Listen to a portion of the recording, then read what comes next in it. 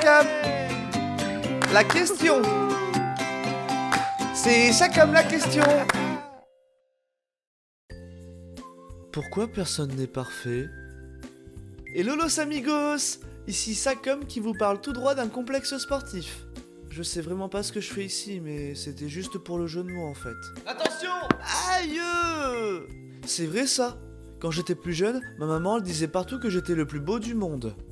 Après, j'ai vite compris que ce n'était pas vrai. Elle continue encore de mentir ouvertement, mais bon, c'est pas grave. Je fais pareil pour elle. Même Brad Pitt, il a sûrement des défauts, hein. Brad Pitt sauve une petite fille prise au piège dans un mouvement de foule. Oui, ben c'est bon, hein. Si ça se trouve, il sent mauvais de la bouche. Voilà. Maintenant, imaginez Brad Pitt qui pue de la gueule. C'est moins glamour, hein. J'ai dit un truc que j'aurais pas dû. Après, mon pote Lulu, il a souvent du succès avec les filles. Même s'il n'est pas très beau. Désolé Lulu, mais c'est vrai, hein. Tu ressembles plus à Ludovic Cruchot qu'à Ludovic avec un K, hein. On en a déjà parlé de toute façon, mais t'as toujours été très gentil et serviable. Quoi? J'essaye pas de me rattraper, non? C'est la pure vérité! Ouh là là, c'est la décadence, hein. Enfin bon, j'ai toujours essayé de penser à quoi pourrait ressembler une personne parfaite sur tous les points avec aucun défaut physique, psychique et social, une perfection digne d'une divinité tombée du ciel. Comme Ah ben non, du coup j'ai pas d'exemple. Eh bien très honnêtement, elle m'ennuierait. Au premier abord, elle serait fascinante et déstabilisante, mais ensuite, rien ne serait intéressant car ce sont les défauts qui font de nous ce que nous sommes. C'est notre physique propre qui nous rend si uniques. C'est avec nos choix de vie que nous nous construisons. C'est avec notre façon d'être que nous inspirons. Du coup, s'accepter tel que nous sommes, c'est la plus grande force que nous puissions avoir. Bon los amigos, je pense avoir répondu à ma propre question. Et en pensant à tout ça, je suis sur la route pour annuler mon rendez-vous chez le chirurgien plastique.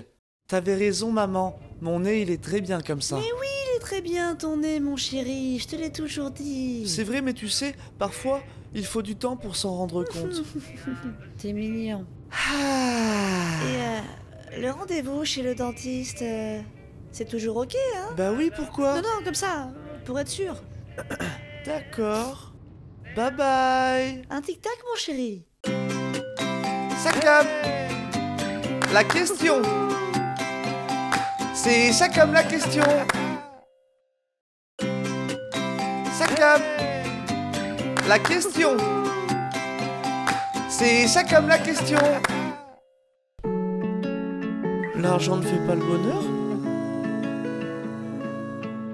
Hello los amigos, ici Sacom qui vous parle tout droit de... Enfin, qui chante tout droit de mon appartement. C'est vrai ça, quitte à parler bonheur, autant parler argent. Mais tout ça, autant le faire aussi en chantant. Ça fait du bien, non, de chanter un peu. Ouais, c'est vrai. On dit que l'argent fait pas le bonheur. Le bonheur. Longue vie à ceux qui payent leur malheur. Ça comme à toi de nous le dire, à toi de nous envahir. Par quoi tu vas nous tenir, ta voix va nous adoucir. Au fond, je suis en train de bouillir. Je t'aime. Quoi? Tu vois ce que je veux dire? Non, du tout, non. Enfin bon, c'est pas grave. Moi, la dernière fois que j'ai fait des courses, j'étais avec mon papy et il a payé en liquide. J'ai pas compris. Moi, habituellement, je paye en espèces. Oh, il est con. Et puis après, sur le chemin du retour, bah, il m'a dit de toute façon, t'inquiète pas, mon Sacom, c'est pas de l'argent sale. C'est vrai. Comment ça, c'est pas de l'argent sale? Il a lavé son argent juste avant d'aller faire les courses. Mais non, je comprends vraiment pas. Hein. Ah oui, je vois ça. Du coup, est-ce que ça veut dire que il est content d'avoir lavé son argent? Pas du tout.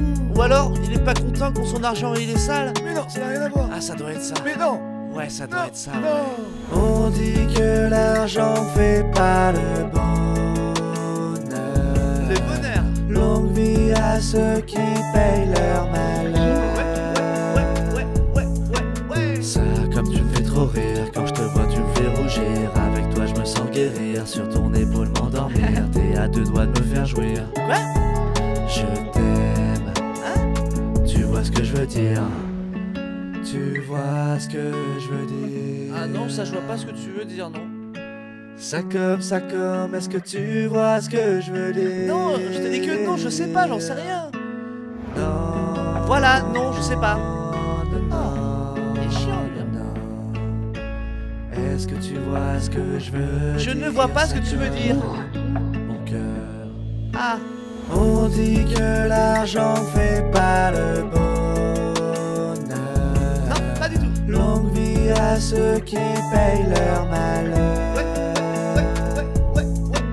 On dit que l'argent fait pas le bonheur. Longue vie à ceux qui payent leur malheur. Leur malheur. On dit que l'argent fait pas le bonheur. Longue vie à ceux qui payent leur malheur. Longue vie à vous.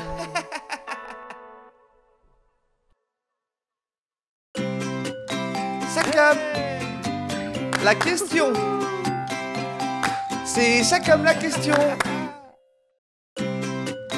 Ça comme la question.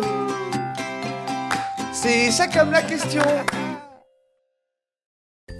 Ça veut dire quoi, avoir la tête dans la lune? Hello los amigos, ici Sacom qui vous parle en apesanteur tout droit d'une station orbitale. Waouh, c'est trop chelou, j'ai l'impression de voler sans rien pouvoir maîtriser. Et ça me fait des petits gazouillis au ventre en plus, comme si j'allais... Non, je disais comme si j'allais... Oups, désolé.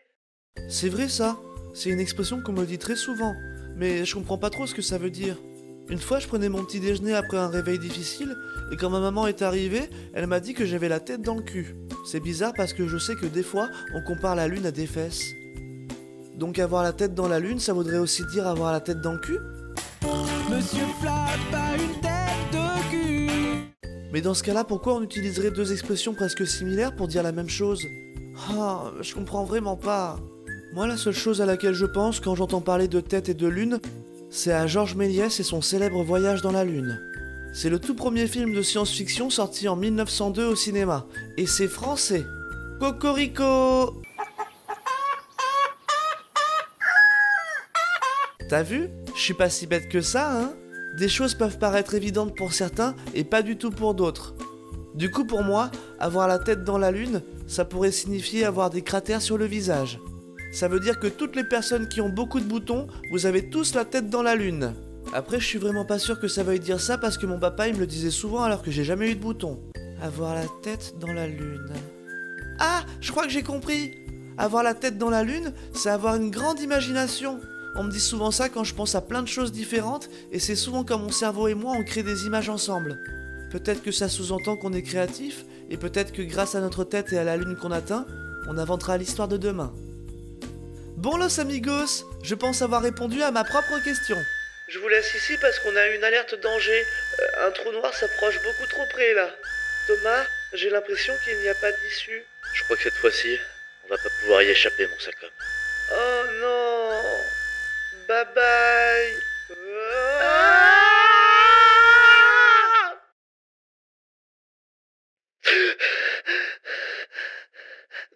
Thomas?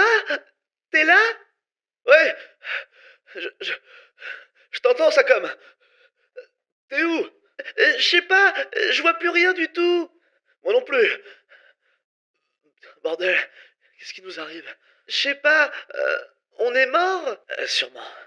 Je vois pas d'autre hypothèse. Oh non! J'ai pas eu le temps de nourrir Yuki. Oh, Sacom, regarde! Qu'est-ce que c'est? Je sais pas, mais on s'y rapproche à grande vitesse là! Mais. C'est Bugs! Je crois que nous sommes chez. Les Looney Tunes! Quoi de neuf, Sacom? Space Jam avait raison.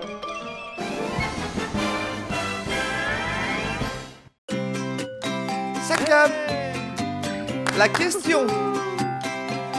C'est Sacom la question. Sacom, la question. C'est Sacom la question. Pourquoi on dit qu'artiste c'est pas un métier? Hello los amigos, ici Sacom qui vous parle tout droit d'une bande dessinée. C'est trop cool de faire partie d'une BD, mais bon par contre, c'est quand même bien difficile de bouger sur une image.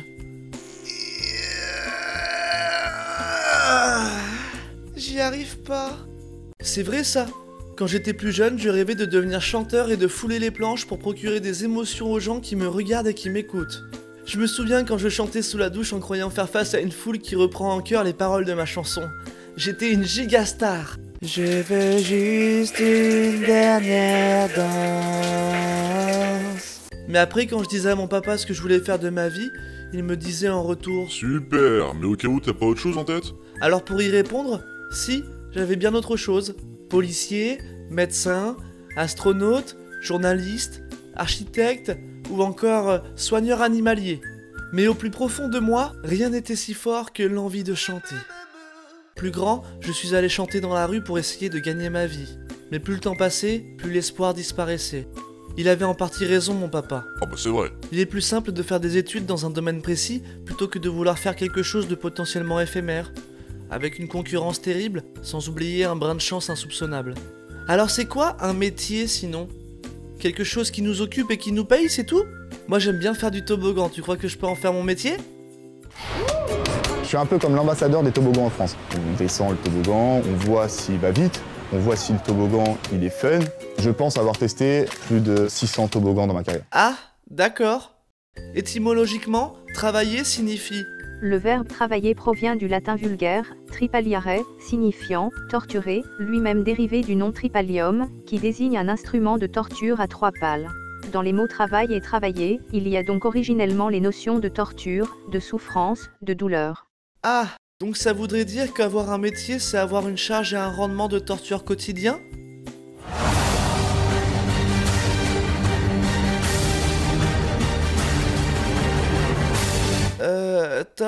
Top. Non merci, sans moi, hein. Et sinon, comment je peux faire pour convaincre mon papa si je travaille pas pour en vivre? Je pense pas que ce soit possible. Alors j'ai pas le choix. Si je veux pratiquer ma passion, il va falloir que j'en bave. Mais pas comme ça, c'est une expression! Un jour ou l'autre, quoi qu'il arrive, si je n'abandonne pas, si cette étincelle brûle encore en moi, si je reste animé par cette incandescence pour faire rire ou pleurer les gens autour de moi, il n'y aura aucune raison que ça ne fonctionne pas. Alors il va falloir travailler. Travailler pour un jour soulever le poids d'un rêve entre ses bras. Bon los amigos, je pense avoir répondu à ma propre question. Je vous laisse ici, je vais essayer de sortir de cette BD pour revenir dans la vraie vie, même si ça paraît très... compliqué.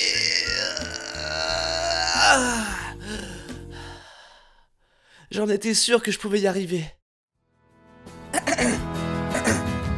C'est un beau roman, c'est une belle histoire. Sakam, la question. C'est Sakam la question.